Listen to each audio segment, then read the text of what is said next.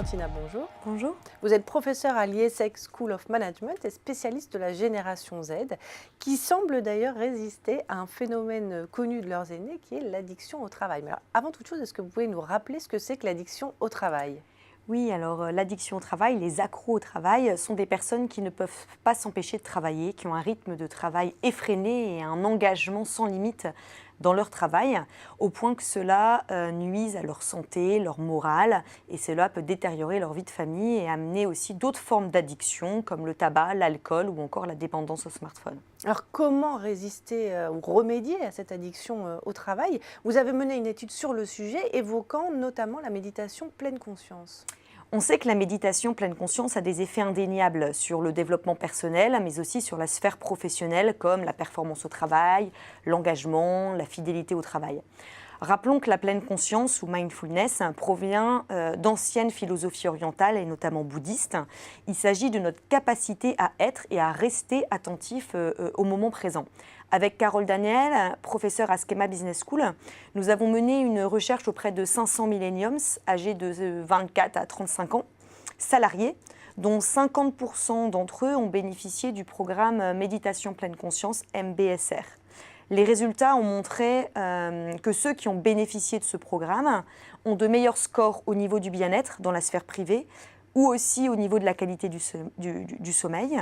L'étude montre aussi qu'ils sont moins dépendants au smartphone.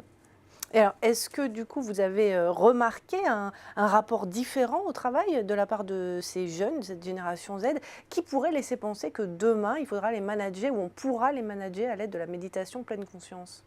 Alors rappelons que ces jeunes, les Z, nés après 95, ont grandi avec les technologies de plus en plus mobiles et cela a radicalement modifié leur rapport au temps et à l'espace.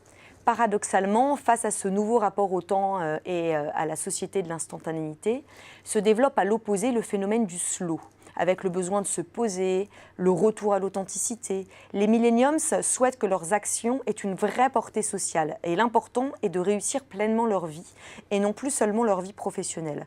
Ce nouveau rapport au temps et au travail entre instantanéité et ralentissement incite les managers à s'interroger sur les techniques de méditation pleine conscience qui se révèlent être une piste managériale très prometteuse et qui répond très bien aux aspirations de la nouvelle génération. Alors, si je comprends bien, ces jeunes prennent et prendront de la distance par rapport au travail, ils chercheront à se réapproprier le temps, ce qui est d'ailleurs une des clés du bonheur qu'on retrouve dans la méditation pleine conscience.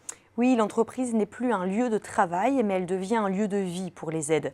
En d'autres termes, la fidélité à l'entreprise n'est plus liée à la peur de perdre son emploi, plutôt liée à la dimension négative de la fidélité, mais c'est plutôt lié à la volonté d'être heureux au travail, qui est la dimension positive de la fidélité.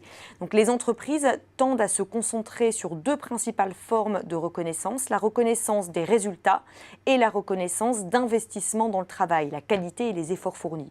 Pourtant, la nouvelle génération est plutôt intransigeante que les autres générations sur la satisfaction de la reconnaissance existentielle qui porte essentiellement sur le collaborateur en tant qu'être humain. Il s'agit par exemple pour les entreprises de mettre en place un outil de feedback permanent. Merci Elodie Gentina pour cette analyse. Merci.